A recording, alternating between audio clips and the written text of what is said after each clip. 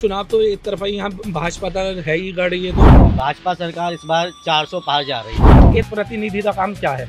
जनता की समस्या सुनना और उसे समाधान करना। 2 घंटे के लिए व्यापार बंद हो जाए तो उसमें कोई संदेह नहीं है। कोई समस्या लेके जाता है तो मना कर देते हैं कि वो लखनऊ गए हुए हैं और होते वो घर के अंदर हैं। विपक्ष में बिल्कुल भी सामर्थ्य नहीं है कि वो भारतीय जनता पार्टी को हरा सके। नहीं, स्थान है मगर है तो विधायक ना। ये जब विधायक रह चुके तो एमपी आप दूसरा बना लेते हैं। भाजपा सरकार में मुद्दे तो लगभग सब खत्म हो चुके हैं। गाजियाबाद में चारों तरफ लोकसभा चुनाव का माहौल देखा जा रहा है। हर एक प्रत्याशी वोटरों को लुभाने में लगा है तो कोई अपना काम गिनाने में लगा है।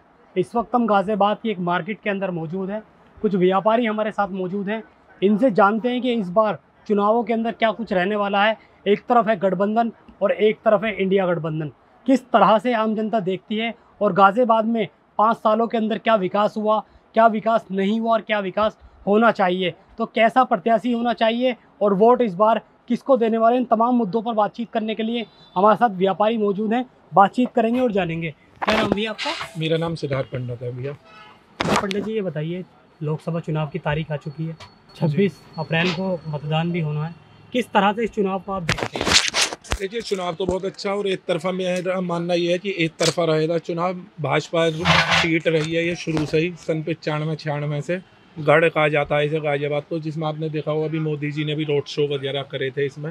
राजनाथ सिंह रक्षा मंत्रालय से भी आए थे। तो चुनाव तो एक तरफा यहाँ भाजपा का है ही गढ़ ये तो। मगर मेरी इसमें 2 बातें हैं। जैसे एक तो इन्होंने ये क्या करा कि एक विधायक जो थे यहाँ के अतुल जी मान्य जी, उन्हें एमपी की सीट दी है। मेरा मानना ये था कि किसी अन्य तो सीट दी जाती तो ज़्यादा बढ़िया रहता।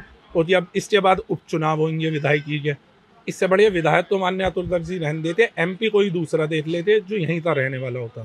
तो ये भी है इनकी रहने वाले। नहीं, स्थान है मगर है तो विधायक ना। ये जब विधायक रह चुके तो एमपी आप दूसरा बना लेते। ऑप्शन तो आपके पास बहुत सारे थे ना।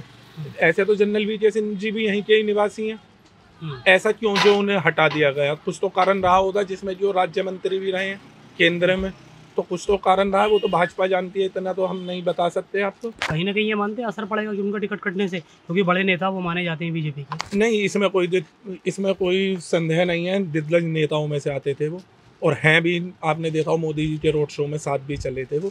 मगर देखिए, कुछ तो परेशानी रही होंगी जो उनका। लेकिन अतुल गर्ग की जैसा आपने बात बताई, उनका विरोध चारों तरफ हो रहा है। लोग ये कह रहे हैं कि जब वो स्वास्थ्य मंत्री थे तो लोग अपनी समस्याएं उनके पास लेकर जाते थे तो वो गेट बंद कर लेते थे। नहीं, सुनने में तो हमने ये भी सुना है जनता का कि वो खुद अंदर होते हैं घर के, और कोई समस्या लेके जाता है तो मना कर देते हैं कि वो लखनऊ गए हुए हैं और होते वो घर के अंदर हैं। ऐसा जब 10 चेहरे होते हैं और 10 मुंह होते हैं तो 10 बातें होती हैं। अब एक मंत्री, एक एमपी या एक विधायक आप ले लो, अगर वो जनता दरबार लगाता है 10 से 12 कोई समस्या लेके 5 बजे पहुंचा और उसे 5 बजे कहीं अर्जेंट अपने काम से जाना पड़ रहा है, वो उनसे नहीं मिल पाया, और जो 10 से 12 उनसे मिल पाया उनके लिए वो अच्छे हैं। तो आप जैसे 5 उंगलियां हाथ में होती हैं, आप उनकी बराबरी नहीं कर सकते। ऐसी उनका है, जिनसे वो मिल लिए उनके लिए बहुत अच्छे हो गए, जिनसे नहीं मिल पाए उनके लिए बुरे हो गए। एक प्रतिनिधि का काम क्या है? जनता की समस्या सुनना और उसे समाधान करना। मगर एक जनप्रतिनिधि का काम ये नहीं है कि 24 घंटे वो सबकी ही सुने। थोड़ा निजी टाइम उन्हें भी चाहिए होता है। मंत्रालय भी था उस समय उनके पास, स्वास्थ्य क्या लगता है? चलो, राज्य मंत्री रहे, अब सांसद की तैयारी कर रहे हैं और सांसद बन भी जाएंगे जिस तरह से बताया जा रहा है, तो लगता है जनता के बीच रहेंगे, वो जनता की बातों को सुनेंगे? देखिए, मैंने जितना अतुल गर्ग जी तो जाना है, जैसे हमारे बाजार में बहुत पुराने भी रहने वाले हैं, वो उनके प्रतिनिधि दिल्ली गेट के रहने वाले हैं।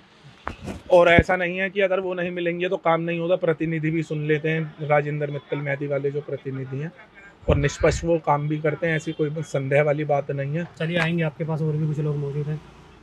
चुनाव की तारीख भी आ चुकी है, चारों तरफ माहौल, चुनावी माहौल है।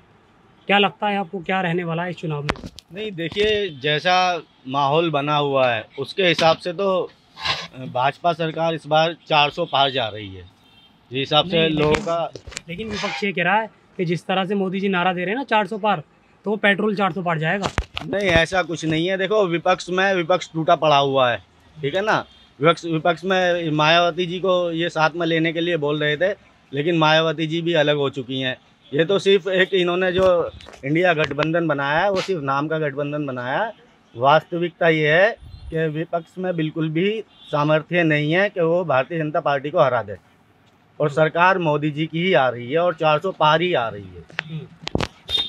अच्छा, क्या गाजियाबाद की अगर बात करें तो गाजियाबाद में क्या कुछ मुद्दे रहेंगे इस बार?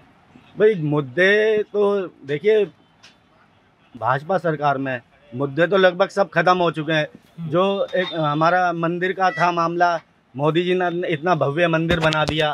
3 तलाक का था, वो ख़त्म कर दिया। ठीक है, धारा 370 थी, वो ख़त्म कर दी। तो और जितना हो सकता है मोदी जी कर रहे हैं, ऐसा कुछ नहीं है कि मुद्दे, मुझे लगता है आने वाली सरकार में मुद्दे सब खत्म ही हो जाएंगे मोदी जी के राज में। आप किस तरह से देखते हैं चुनाव को, चुनावी माहौल को? चुनाव अच्छा रहेगा इस बार। मोदी जी इस बार 400 पार का जो नारा दे रहे हैं, हमें लगता है कि 400 पार हो जाएगी इस बार। और विपक्ष पे कोई ऐसा कैंडिडेट है नहीं जो अतुल जी की बराबरी का हो। डॉली शर्मा तो है, वो कह रहे हैं कि डॉली शर्मा इस बार सुपड़ा साफ कर देंगी बीजेपी का। नहीं, मुझे लगता नहीं कि डॉली शर्मा उनका वो अपनी जमानत भी जब्त करा जाएंगी। इस बार अतुल जी भारी मतों से विजय होंगे एक गाजियाबाद बात से। बताइए, आपने बताया, जिस तरह से भाई ने भी बताया कि बीजेपी का गढ़ गाजियाबाद को माना जाता है, फिर रक्षा मंत्री नरेंद्र मोदी, बड़े बड़े लीडरों को क्या जरूरत है फिर आने की चुनाव में यहाँ पे? रक्षा मंत्री जी यहाँ पहले एमपी रह चुके हैं, उनका क्षेत्र रह चुका है ये, तो वो कभी भी आ जा सकते हैं, उस पर कोई।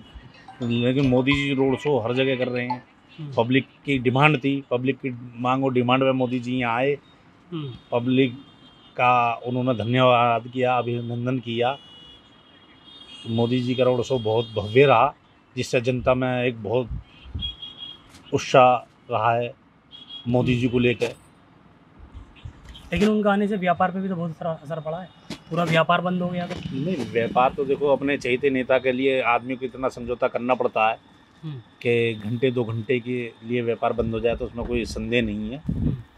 लेकिन मोदी जी सर्वोपरि हैं, हमारे देश के नेता हैं, हमारे देश के प्रधानमंत्री हैं, वो इस बार हैं और आगे भी रहेंगे। मानते हैं कि लाभ प्रशासन ने बंद नहीं करवाया, लोगों ने अपनी खुशी से बंद करा था। जी, उनके आने से लाभ पड़ेगा, बहुत लाभ पड़ेगा जी। मोदी जी को आने से बहुत प्रभाव पड़ेगा इस इलेक्शन में।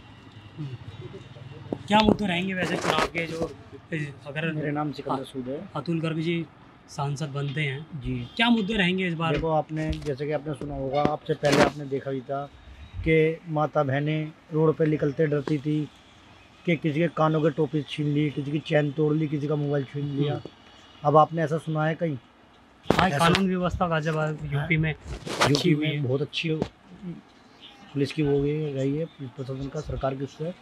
और दूसरा मैं ये कहना चाहूँगा कि अतुल गर्ग जी विधायक की जगह सांसद बनने जा रहे हैं, कोई ना ही तो रोक रहा है उन्हें, ना ही उनकी कोई टक्कर पे है। और दूसरा मैं आपको जानकर दूँ, गाजियाबाद के रहने वाले हैं अतुल गर्ग जी, हम उन्हें समर्थन करते हैं, वो उनके साथ है। अच्छा, अतुल गर्ग जी का, लेकिन उनका जनरल साहब का जो टिकट कटा है, उससे मानते हैं कि असर पड़ेगा गाजियाबाद पे, क्योंकि उनका टिकट काट दिया गया? नहीं, ऐसा कुछ नहीं है। देखो, तो पार्टी के ऊपर बात है, पार्टी जिसे टिकट देना चाहे। उनका विरोध भी हो रहा था ना काफ़ी, ये कहा जा रहा था कि वो बाहर के हैं, वो किसी विपक्ष तो कुछ भी कर सकता है, विपक्ष की बातों में कोई जाना है, जो लोगों को दिख रहा है हम तो समझते। तो साफ तौर पर ये व्यापारी लोग हमारे साथ मौजूद थे, जिन्होंने अपनी बातें रखी और साफ तौर पर ये बताया गया कि किस तरह से गाजियाबाद में समीकरण रहने वाला है इस बार चुनाव का। गठबंधन की भी यहाँ पर बात हुई कि गठबंधन किस तरह से चुनाव लड़ रहा है, वहीं अतुल गर्ग की भी यहाँ पर बात हुई कि किस तरह से वो चुनाव लड़ा। भी आने वाला समय बताएगा कि गाजियाबाद में कौन अपना परचम लहरा पाता है। सोनू खान, जनहित टाइम्स, गाजियाबाद।